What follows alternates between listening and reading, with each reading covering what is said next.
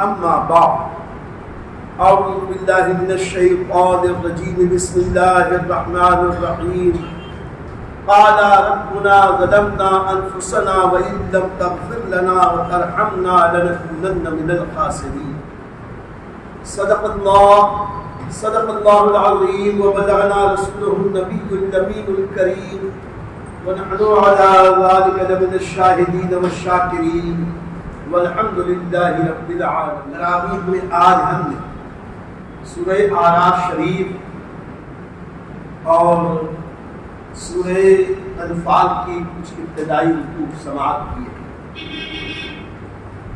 سورہ اعراف شریف وہ مقدس سورہ جس میں اللہ تعالیٰ نے بہت ساری عبرت و موعظت کی باتیں بیان فرمائی۔ کفار کی ظلم و زیادتیاں، اہل ایمان کی صفات، قرآن اور اسلامی احکام پر عمل کرنے کی کیا جزا ہے اس کا بیان، اللہ رسول کی مخالفت پر کیا سزا اس کی تفصیل، موت کا ذکر ہے، حضرت ہود علیہ السلام، حضرت موسیٰ علیہ السلام کے کچھ واقعات ہیں، بنی اسرائیل کے اوپر اللہ کے آنے والے عذاب، اس طریقے سے بہت سارے مضامین ہیں۔ ان سارے مضامین کا احاطہ کرنا بڑا مشکل ہے۔ کچھ قیامت کی چیزیں، کچھ موت کا ذکر، کچھ جنت کی تفصیلات، اہل جنت کے معاملات، کچھ جہنم کی تفصیلات اور اہل جہنم کے حالات، اس سورہ پاک میں اللہ نے تفصیل سے بیان کیے۔ آج میں سب سے پہلے شروع کرتا ہوں اس بات سے کہ اس سورہ کا نام سورہ اعراف کیوں ہوا۔ دراصل کسی بھی مضمون کا عنوان من کل الوجوہ اس کے سارے مضامین کا احاطہ نہیں کرتا، خاص طور سے قرآن پاک کی سورتوں کا حال یہی ہے کہ کیونکہ اللہ نے ہر سورہ میں علوم و معارف کے سمندر یکجا فرمایا، وہ ایسا نام جو عوام کے ذہن میں آئے کہ اس ایک نام سے ساری سورے کے معنی اور مفاہیم آ جائیں، یہ انسانی عقل کے مطابق نہیں، انسانی عقل کے ماورا۔ اللہ محتاج نہیں، اللہ عاجز نہیں، لیکن بندوں کا علم، ان کا شعور، ان کی عقل اتنی نہیں ہے کہ صرف معنی یا عنوان دیکھ کر وہ سارے معنی اور مفاہیم کو سمجھ لیں۔ اللہ کی سنت کریمہ یہ کہ ہر سورہ میں کوئی خاص بات ہو یا کوئی خاص لفظ ہو، اسی کو سورے کا عنوان بنا دیا اللہ تعالیٰ۔ جیسے سورہ بقرہ شریف میں بے شمار مضامین، لیکن اب خصوصی گائے کا ذکر ہے تو اس کا نام سورہ بقرہ رکھ دیا۔ سورہ قلم میں قلم کا ذکر ہے تو سورہ قلم رکھ دیا۔ بنی اسرائیل میں بنی اسرائیل کی قوم بنی اسرائیل کے احوال ہیں اس کا ذکر کر دیا۔ حضرت یوسف علیہ السلام کا، حضرت یونس علیہ السلام کا، اور حضرت نوح اور ابراہیم علیہ السلام کا جن صورتوں میں زیادہ ذکر ہے وہ صورتیں ان کے نام سے معین کر دی۔ اب آج اسی تناظر میں یہ بتاؤں کہ سورہ اعراف کو اعراف کیوں کہتے ہیں۔ دراصل اعراف ایک مقام کا نام ہے، اب یہ مقام جنت اور دوزخ کے درمیان کا ہے، نہ یہ جنت میں ہے نہ یہ جہنم میں ہے، جنت اور جہنم کے بیچ کا ایک مقام ہے جو کچھ اونچا ہے، ٹیلا نما ایسی جگہ کہ جہاں آدمی اگر کھڑا ہو یا بیٹھا ہو وہاں سے وہ جنتیوں کو بھی دیکھ لے اور جہنمیوں کو بھی دیکھ لے. یہ جو جنتی ہیں یہ بھی دیکھے تو اہل اعراف کو دیکھ لے, جہنمی دیکھے تو اہل اعراف کو پہچان لے. اعراف کا ایک معنی معرفت کی ہوا, پہچاننا, جن کا جاننا پہچاننا آسان ہوتا. سورہ اعراف میں اعراف کا ذکر ہے, اس مقام کا ذکر ہے اور اس کی کچھ تفصیلات. اللہ تعالیٰ قرآن میں سورہ پاک میں فرماتا ہے کہ ہم نے جنت اور جہنم کے بیچ میں ایک حجاب رکھا. یہ حجاب ہے, یہ پردہ ہے, یہ ایک مقام کا نام ہے. مفسرین فرماتے ہیں کہ یہ جنت اور جہنم کے بیچ ایک ایسا مقام ہے کہ جب اللہ تعالیٰ میدان محشر حساب کتاب قائم فرمائے, میزان قائم فرمائے گا, حساب و کتاب لے گا, سب کا حشر ہوگا, سب جمع ہو کر رب کی بارگاہ میں حساب دیں گے. تو جو جنتی ہوں گے وہ جنت میں جائیں گے, جہنمی ہوں گے جہنم میں جائیں گے. اللہ نے اسی سورہ پاک میں اعلان فرمایا کہ میزان عمل پر سب کے اعمال تولے جائیں, وزن کیے جائیں. تو جن کا پلہ بھاری ہوگا وہ جنت میں جائیں گے, نیکیوں کا پلہ بھاری ہوگا وہ جنت میں جائیں گے, جن کے نیکیوں کا پلہ ہلکا ہوگا وہ جہنم میں جائیں گے. یہ تو ہوا جنتیوں جہنمیوں کا ذکر. لیکن مفسرین فرماتے ہیں کہ بعض وہ لوگ ہوں گے جن کی نیکیاں اور گناہ دونوں بالکل برابر ہیں, کانٹا بالکل درست, نہ ان کی نیکیاں کچھ زیادہ ہوں گی نہ گناہ زیادہ, اب بالکل برابر برابر. ایسوں کے بارے میں فرمایا مفسرین نے کہ انہیں ابتدا میں نہ جنت میں بھیجا جائے گا نہ جہنم میں بھیجا جائے گا, ان دونوں کے درمیان مقام اعراف پر کھڑا کیا. اب وہ ایسے ہوں گے کہ خود جنتیوں کو بھی دیکھ رہے ہوں گے, جہنمیوں کو بھی دیکھ رہے ہوں گے, اور اہل جہنم اور اہل جنت بھی ان کو دیکھ رہے ہوں. بعض روایتوں میں یہ بھی آیا اور اس بارے میں یہ بھی ہے کہ مقام اعراف پر وہ لوگ ہوں گے کہ جو شہید ہوں گے لیکن ان کے ماں باپ ان سے ناراض ہیں.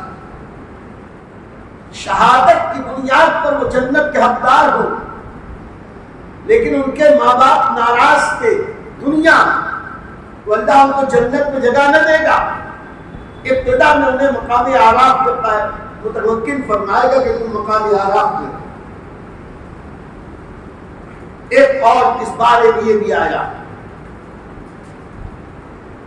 کہ مقام اعراف پر وہ لوگ رہیں گے کہ جن کے والدین میں سے ایک خوش ہو راضی ہو ایک ناراض.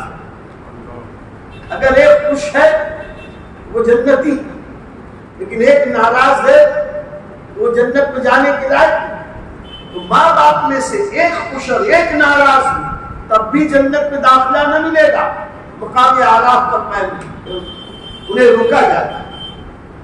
میرے دوستوں آگے بڑھنے سے پہلے ذرا سوچے کہ ماں باپ کا مقام اللہ رب العزت کے نزدیک کتنا بلند. آج کا نوجوان لڑکا ہو یا لڑکی والدین کو تو پرے کاہ کی بھی حیثیت نہیں دی. پتہ نہیں کیا سمجھ رکھا ہے اپنے آپ. وہ سمجھتے ہیں کہ ماں باپ بوڑھے ہیں, یہ پچھلی صدی کے ہیں, یہ پچھلے قرن کے ہیں, ان کو کیا سمجھتا ہے. سمجھے نہ سمجھے وہ تمہاری ماں ہے, وہ تمہارے باپ ہے.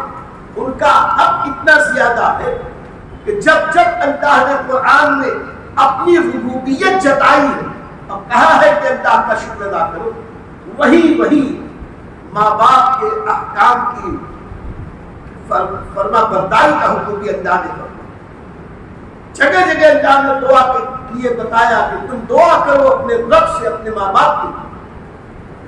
نبی کریم صلی اللہ علیہ وسلم نے فرمایا کہ جس بندے سے ماں باپ خوش نہ ہوں گے اللہ بھی ان سے خوش نہ ہوگا۔ تمہاری نیکیاں، تمہارے اعمال چاہے کتنے مزین ہو، لیکن ماں باپ کی رضا اور خوشنودی اس کا بہت خیال رکھنا چاہیے۔ اخبار میں نے پیش کیے کہ ماں اور باپ میں سے ایک ناراض ہو تو بھی مقام اعراف، دونوں ناراض ہو تو بھی مقام اعراف پر، جبکہ نامہ اعمال میں شہادت کا درجہ بھی واقع۔ اس لیے ان اقوال کی روشنی میں ہمیں چاہیے کہ ہم اپنے ماں باپ کی فرما برداری کریں، ماں باپ کو ناراض نہ کریں، کام وہ کریں جس سے ماں باپ خوش ہو جائیں۔ اس میں ایک بات کا صرف خیال رکھنا، اگر ماں باپ شریعت اور سنت کے خلاف کوئی حکم دے تو ان کی فرما برداری کرنی جائز نہیں ہے۔ ماں باپ کی اطاعت میں اللہ اور رسول کی نافرمانی ہو یہ جائز نہیں۔ اللہ اور رسول کی اطاعت یہ غالب ہے، بغیر اللہ رسول کی اطاعت کے کچھ نہیں ہو سکتا۔ مثال کے طور پر اگر کوئی نماز پڑھتا ہو، ماں باپ روکے، کوئی داڑھی رکھ رہا ہے ماں باپ روکے، کوئی نیک کام زیادہ کر رہا ہو ماں باپ روکے، آج کل ہو رہا، ایسی صورت میں ماں باپ کی فرما برداری نہ کی جائے، بھلے ناراض ہو۔ اللہ اور رسول کی ناراضگی نہ ہو، بھلے سب ناراض ہو، لیکن دنیاوی معاملات میں یا جہاں تک شریعت کے چھوٹ دی، ماں باپ کی فرما برداری، اطاعت شیاری اور ایسے کام جس سے ماں باپ خوش ہو جائیں، یہ ہمارے لیے کرنا لازمی ہے، ضروری ہے۔ اب آگے چلیں، مقام اعراف کے تعلق سے قول اور بھی کہ مقام اعراف پر اللہ تعالیٰ کچھ صلحاء، اولیاء اور علماء کو بھی متمیز فرمائے گا، متمکن فرمائے گا، لیکن ان کی غرض دوسری ہوگی۔ ان کو شروع میں علماء، صوفیاء، پرہیزگار، اولیاء اللہ، انبیاء و رسول، ابتدا میں اللہ اعراف پر انہیں جلوہ نما فرمائے، کیونکہ یہ اونچی جگہ ہو، رب ان پر جو احسانات کیے ہیں ان احسانات کو دنیا دیکھے۔ یہ وہ لوگ ہیں جو اطاعت الہی میں اتنے زیادہ ممیز ہیں، اتنے زیادہ مصروف ہیں، انہوں نے حق ادا کیا بندگی کا، تو اللہ تعالیٰ ان کی نیک نامی کے لیے انہیں مقام اعراف پر بلند فرمائے، تاکہ اہل دنیا، اہل جنت، اہل دوزخ سب ان کی عظمت کو دیکھیں۔ پہلے والے جو گروپ ہے وہ اپنی کچھ غلطیوں کی بنیاد پر وہاں رکیں، لیکن ان لوگوں کو ان کی عظمت شان بڑھانے کے لیے اللہ رکے، اور پھر جب سب اہل محشر انہیں دیکھ کر ان کی عظمتوں کو بیان کرنے لگیں گے، جان لیں گے، پہچان لیں گے، تو اللہ ان نبیوں، رسولوں، علماء، صوفیاء، اولیاء ان لوگوں کو جنت الفردوس میں حکم دے گا کہ اب آ جائیں۔ اور رہے یہ جو دوسرے لوگ، ان دوسروں کے بارے میں کافی تفصیلات قرآن پاک میں ہے، اسی سورہ پاک میں اللہ تعالیٰ فرماتا ہے کہ اعراف پر رکے ہوئے لوگ اہل جنت کو دیکھیں گے کہ جب یہ جنت میں جا رہی تو جنت میں جاتے وقت ایک منادی ندا کرے گا، اے جنتیوں آؤ، اہلاً و سہلاً، مرحبا، خوش آمدید، تم ہمیشگی کے لیے آؤ، تم تعب سے دور ہونے کے لیے آؤ، فیہا خالدین ابدا، ہمیشہ ہمیش کے لیے آؤ، تمہیں بھوک پر پریشان نہ کرے گی، کوئی تکلیف نہ ہوگی، کوئی رنج نہ ہوگا، ہمیشگی کی زندگی اور ہمیشگی کا عیش ہوگا، آؤ اللہ کی رحمتوں کے سائے میں جنت میں آرام۔ اور اہل جہنم کو جب بلایا جائے گا اور اہل جہنم جہنم میں جائیں گے، ندا آئے گی، اے کافروں، اے نافرمانوں، جانتے ہو تم یہاں کیوں آئے ہو؟ تم نے رب کی نافرمانی کی، تم نے نبیوں کی تکذیب کی، تم نے اللہ کے مقدس کلام کی، اللہ کی کتابوں کی تکذیب کی، تم نے نافرمانی کی اللہ کے رسولوں کی، اس لیے تم ستائے، تم شیطان کے مکر و فریب میں آ کر گناہوں میں پھنسے، اس لیے تم ہمیشہ کے لیے جہنم آؤ، جہنم کا مزہ چکھو، اوپر نیچے دائیں بائیں ہر طرف آگ ہی آگ ہوگی۔ اللہ فرماتا ہے کہ اہل اعراف جنتیوں کی طرف دیکھیں گے تو انہیں ان کی پیشانیوں سے پہچان گے، اس لیے کہ اہل جنت کے چہرے تر و تازہ ہوں، وہ گورے چٹے ہوں، خوبصورت ہوں، ان کی آنکھیں سیاہ ہوں، ان کے حسن و جمال کا جواب نہ ہو، پیشانیاں نور سے چمکتی دمکتی ہو۔ اللہ فرماتا ہے کہ اہل اعراف اہل جنت کو ان کے چہروں اور پیشانیوں سے پہچان گے، اور جب یہ لوگ جنتیوں کو دیکھیں گے اور جنتی ان کی طرف دیکھیں گے تو یہ اہل جنت کو کہیں گے السلام علیکم۔ اللہ قرآن میں فرما رہا ہے اسی سورہ اعراف، یہ سلام کریں گے اہل جنت کو اور اہل جنت ان کو جواب دیں گے، اور جب جہنمیوں کی طرف دیکھیں گے انہیں بھی پہچان دیں گے، پہچانیں گے اس طرح یہ جو اہل جہنم ہیں یہ کالے کلوٹے ہوں گے، ان کی آنکھیں نیلی ہوں گی، بدصورت ہوں گی، مکروہ صورت ہوں گی، آگ سے جھلسے ہوئے ہوں گے، چہرہ پہچان میں نہ آئے گا۔ اللہ فرماتا ہے کہ اہل اعراف اہل جہنم کو بھی ان کے چہرے بشرے اور ان کے پیشانیوں سے پہچان گے۔ جب اہل جہنم کو دیکھیں گے تو فوراً وہاں سے نظریں ہٹا کر اللہ کی رحمت کو پکاریں گے، اے اللہ تو ان جہنمیوں کی طرح ہم پر عتاب نہ کر، ان ظالموں کے ساتھ ہمیں نہ رکھ، اے اللہ یہ جنتی ہے انہی کے ساتھ ہمیں داخل کر۔ اللہ تعالیٰ کرم فرمائے گا، اور جو کچھ بھی رب کریم جس طرح چاہے ان کی ان کمزوریوں خطاؤں معافی کے کوئی اسباب پیدا کرے، اور پھر بالآخر اہل اعراف کو بھی اللہ جنت الفردوس میں جگہ عطا فرمائے۔ یہ اہل اعراف کی جنت میں جائیں۔ اب جب اہل اعراف جنت میں جائیں انہیں جنت میں جگہ ملے گی، یہ جو لوگ ہیں جہنمی، یہ اہل جہنم اللہ سے گڑ گڑا کے عرض کریں گے اللہ تو نے اہل اعراف کو معاف کر دیا، ان کی خطائیں درگزر کی، ہمیں بھی معاف کر دے، اور ہمیں اپنے رشتہ داروں اہل جنت سے کچھ بات چیت کرنے کا موقع عطا فرما۔ یہ اس پھیر میں ہوں گے، اس بھرم میں ہوں گے، جیسے اہل اعراف کو معاف کیا ہم کو بھی معاف کر دیا جائے۔ یہ کہیں گے کہ ہمیں اہل جنت سے بات کرنے کا موقع، جیسے ہی یہ جب کہیں گے اللہ رب العزت بھی کرم فرمائے گا، ٹھیک ہے بات کرنا ہے کر دو۔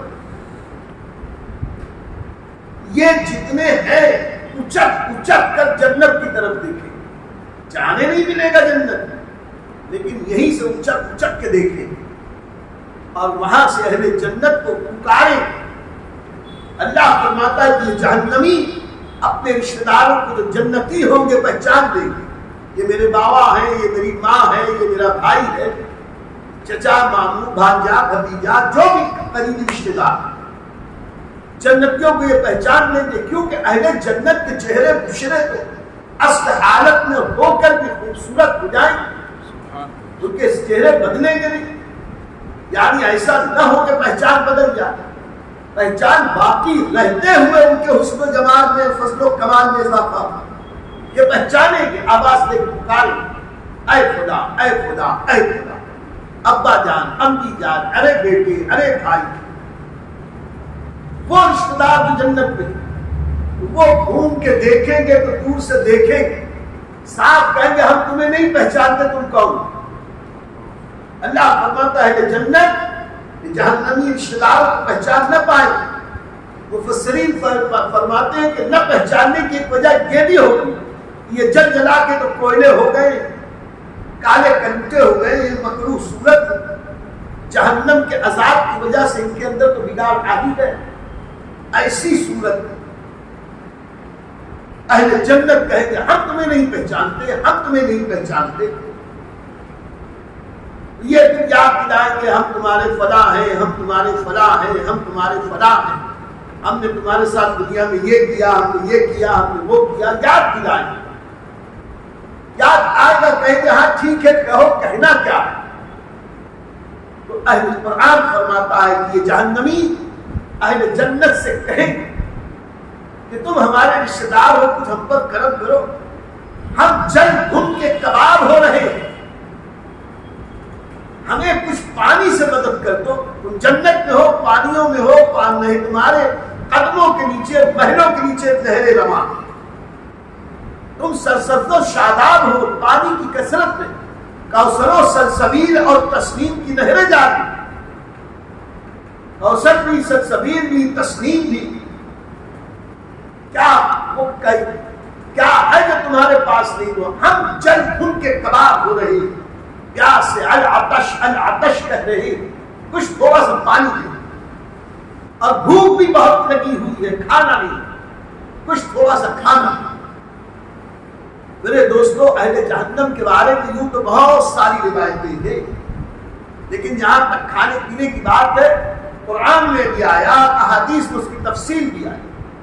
یہ جب بھوکے ہوں گے تو کہیں گے کھانا کھانا, تو اللہ انہیں کھانے میں زقوم دے گا.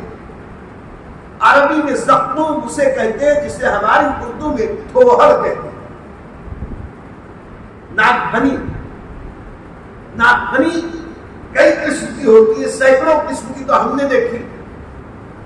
ناک بھنی کا وہ پودا جس میں چوڑے چوڑے ہتھیلی نما کچھ اجزاء ہوتے ہیں, اس میں چاروں طرف کانٹے ہوتے ہیں. اور کچھ زخموں وہ ہوتے ہیں جو کچھ گولائی جیسے ہوتے ہیں, لمبے لمبے, اس میں بھی چاروں طرف کانٹے ہوتے ہیں. آپ کچھ گجرات اور اس راجستھان کے علاقوں میں اس طرف جائیں, ان زخموں کے پودوں سے کھیتوں کے منڈیروں میں ہٹبندیاں کرتے ہیں کسان.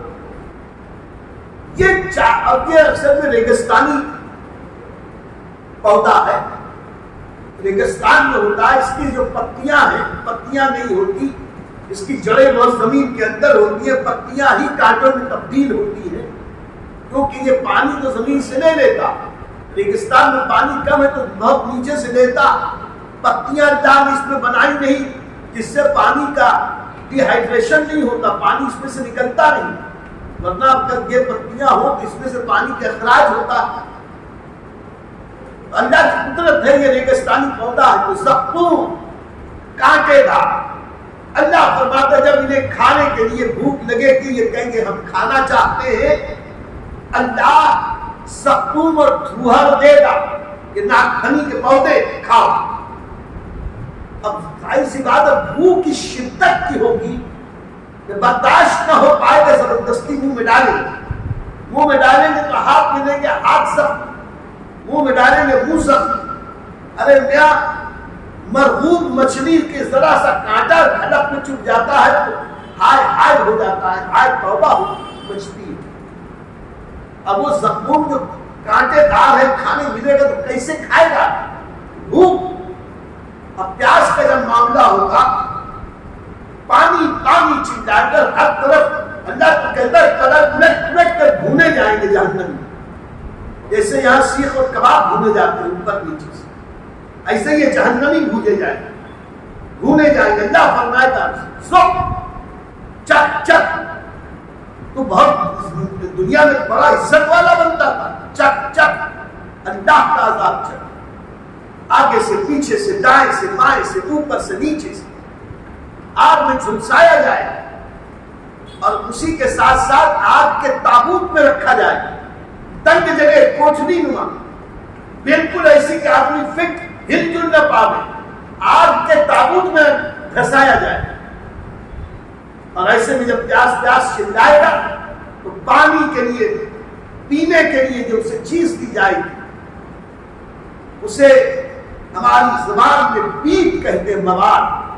زخموں سے نکلنے والا بدبودار مواد، اور جب یہ بدبودار مواد دیا جائے گا اس میں سے اتنی خطرناک بدبو بھی آئے گی اور اتنا جھلسا دینے والا گرم مشروب ہوگا.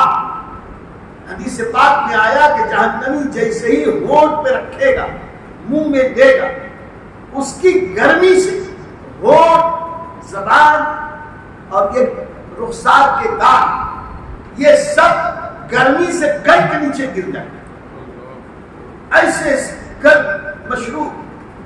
تو جس حالات میں جن حالات سے وہ گزرے ہوں گے اس کی وجہ سے بھوک پیاس چلا رہے ہوں گے اور اپنے جنتی رشتہ داروں سے کہے ہم تمہارے وہ ہیں، ہم تمہارے وہ ہیں، ہم تمہارے رشتہ دار، ہمارا ایسا ہمارا ویسا، ذرا کچھ پانی دے دو، کچھ چھینٹے، کچھ گھونٹ پانی جنت سے دے دو، کچھ لقمے کھانے دے دو، تم دے دو تو شاید ہمیں تسکین مل جائے. اس وقت اہل جنت کا جواب ہوگا قرآن میں. اہل جنت کہیں گے کہ اللہ کی نعمتیں اللہ کے فرما برداروں کے لیے ہے، تم نافرمان ہو، تمہیں نہیں ملے. صاف انکار کر دیں، تمہیں ہم نہیں دے سکتے، تم اس لائق ہو ہی نہیں کہ اللہ کی نعمتوں سے کوئی حصہ پاؤ. اس طریقے سے میرے دوستوں اہل اعراف کا، جہنمیوں کا، جنتیوں کا ذکر اللہ نے بہت تفصیل سے قرآن پاک میں بیان فرمایا.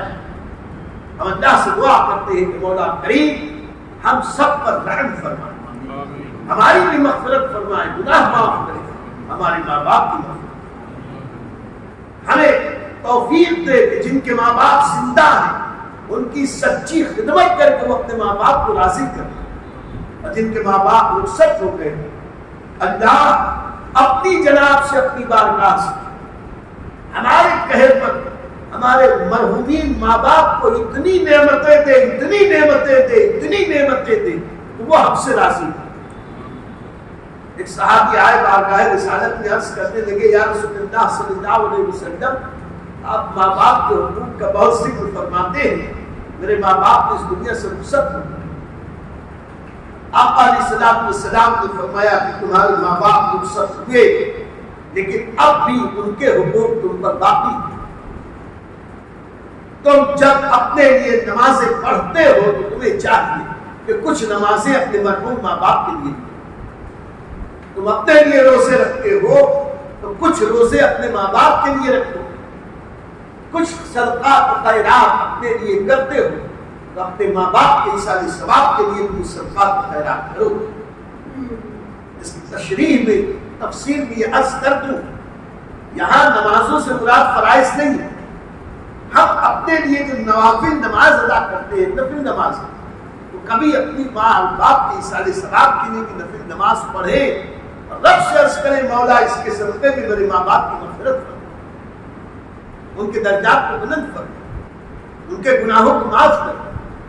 اور یہاں جو روزوں کا ذکر ہے کہ تم اپنے لیے روزے رکھتے، کہ فرض روزے رمضان کے روزے کا ذکر نہیں، نفل روزوں کا ذکر. اور صدقہ اور خیرات کے بارے میں جو آقا کریم علیہ الصلوۃ والتسلیم نے فرمایا، اس میں زکوٰۃ سے مراد نہیں ہے، فطرہ مراد نہیں ہے، جو صدقہ واجبہ ہے اس کا ذکر نہیں، بلکہ جو ہم فی سبیل اللہ کی راہ میں خیرات کرتے ہیں، مسجد میں، مدرسے میں، غریب کی امداد میں، رشتہ داروں کی مدد میں، ضرورت مندوں میں، رفاہ عام کے کام میں، ان سب کے لیے جو ہم اپنے لیے کرتے کہ اللہ اس سے راضی ہو جائے، اپنے والدین کے ایصال ثواب کے لیے بھی کریں گے. نبی کریم صلی اللہ علیہ وسلم نے فرمایا، اور فرمایا آقا کریم نے کہ تمہارے ماں باپ نے جو کچھ کیا ہے وعدہ، اس وعدے کو وفا کرنا. یہ بھی فرمایا کہ ماں باپ کا ایک حق یہ ہے، مرحوم ماں باپ، کہ ان کے انتقال کے بعد ان کے رشتہ داروں اور دوستوں سے ویسا ہی تعلق رکھو جیسے ان کی زندگی میں رکھتے. آج کیا ہو گیا کہ ماں باپ کا انتقال ہو گیا، ماں گئی تو ماموں گئے، اس طرح، والد کا انتقال ہو گیا تو چچاؤں سے کوئی تعلق نہیں، یا ماں باپ کے جو رشتہ دار ہیں ان سے کوئی واسطہ نہیں. ہم بہت بڑے پیسے والے ہیں، یا ہم بہت پڑھے لکھے ہیں، یا ہمارا اسٹیٹس بہت اونچا ہے، وہ تو نیچ لوگ ہیں، وہ غریب لوگ ہیں، وہ چھوٹے لوگ ہیں، کیا ان کے پاس جائے؟ آقا کریم فرماتے ہیں وہ تو وہ رشتہ دار تو رشتہ دار، ماں باپ کے جو دوست احباب ہیں ان کے ساتھ بھی ویسے ہی سلوک کرو جیسے ماں باپ کی زندگی میں کیا، اور فرمایا کہ تمہارے لیے لازمی ہے کہ تم ان کے لیے دعائیں مغفرت کرتے رہو، مثالی ثواب کرتے رہو۔ اب یہ تو ماں باپ ہیں میاں، ہمارے آقا علیہ السلام نے تو اس سے آگے مرحومین کے حقوق کو بیان کرنے کا ایسا پیارا سبب دیا۔ جب بھی آقا کریم علیہ السلام و تسلیم کوئی بکری ذبح فرماتے تو اس بکری کا کچھ گوشت غریبوں میں، پڑوسیوں میں، یہاں وہاں کی تقسیم فرماتے تو سب سے پہلے کچھ گوشت بانٹنے والے کو دے کے کہتے کہ یہ لے جاؤ اور فلاں خاتون کو دے آؤ، وہ میری مرحومہ بی بی خدیجہ کی سہیلی، اپنی مرحومہ بیوی خدیجۃ الکبریٰ کی سہیلیوں آقا علیہ السلام تحفے دے کر اس رشتے کو نبھا رہے تھے۔ ہمارے ماں باپ سے جو تعلق اور رشتہ جن کا ہے ان کو ہمیں کس طرح جوڑنا چاہیے؟ عرض یہ کرنا، نماز، روزے، حج، زکات، عبادات، ان فرائض و واجبات کی ادائیگی تو لازمی ہے، لیکن معاملات میں، حقوق العباد میں بہت زیادہ خیال رکھنے کی ضرورت ہے، ہم سے کوئی کوتاہی نہ ہو جائے۔ اللہ تعالیٰ ہم سب سے وہ کام لے جس سے اللہ اس کے رسول راضی ہو۔ ایک بات اور آخر میں عرض کر دے، ہے تو بہت ساری باتیں، ایک بات عرض کر دے، میزان عمل کا بھی اس میں ذکر ہے۔ اللہ فرماتا ہے کہ ہم رسولوں سے بھی پوچھیں گے اور ہم رسولوں کی امتوں سے بھی پوچھیں گے۔ صاحب اللہ تعالیٰ نے لایا، ہم امتیوں سے بھی پوچھیں گے، ہم رسولوں سے بھی پوچھیں گے، ان کا احتساب کریں گے۔ جب انبیاء و مرسلین سے اللہ تعالیٰ حساب دے گا تو ہم اور آپ کی شمارت بتا دیں گے۔ یہاں تو ہم ڈنڈی مار کے کسی کو بھی بے وقوف بنا لیں، لیکن اللہ رب العزت کو تو کوئی بے وقوف نہیں بنا سکتا۔ اللہ فرماتا ہم میزان عمل قائم کریں۔ آج وقت نہیں ہے، ورنہ میں میزان عمل پر وزن کرنے، نیکیوں کے وزن کے تعلق سے آج کے جدید دانشوروں کی جو اعتراضات ہیں اس کا تفصیلی جواب دیتا ہے انشاءاللہ۔ کل یا پھر کسی مجلس میں یہ فقیر عرض کرے گا، یہاں اتنا سمجھ لو کہ میزان عمل جس میں بندوں کے اعمال وزن کیے جائیں گے، ان کی نیکیاں گناہ تولے جائیں گے، وہ بہت بڑا ہے۔ ایک روایت ہے کہ مشرق و مغرب سے زیادہ بڑا، ایک روایت ہے کہ ساتوں آسمان زمین میزان عمل کے ایک پنے میں آ جائے، یوں معلوم ہو جیسے بہت بڑے لپو تک میدان میں ایک انگوٹھی رکھ دی گئی، اتنا بڑا۔ حضرت داؤد علیہ السلام نے ملاحظہ کیا تو اللہ رب العزت سے عرض کی، اے پروردگار عالم، یہ اتنا عظیم اور وسیع میزان عمل، یہ میزان عمل چھوڑ اس کمزور بندے کے عمل سے بھرے گا کیسے؟ اللہ رب العزت نے ارشاد فرمایا کہ اے داؤد، اس میزان عمل کو بندے کا عمل نہ بھرے گا، یہ میری رحمت اسے بھرے گا۔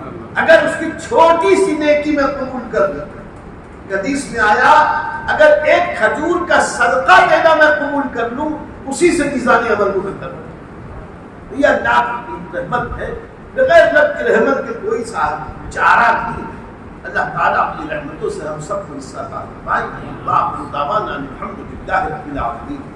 اللهم صل وسلم وبارك على سيدنا ومولانا محمد طب القلوب والقلوب وعافية الأبدان وشفاء النور والأبصار والعياذ وعليه صحبه دائما أبدا۔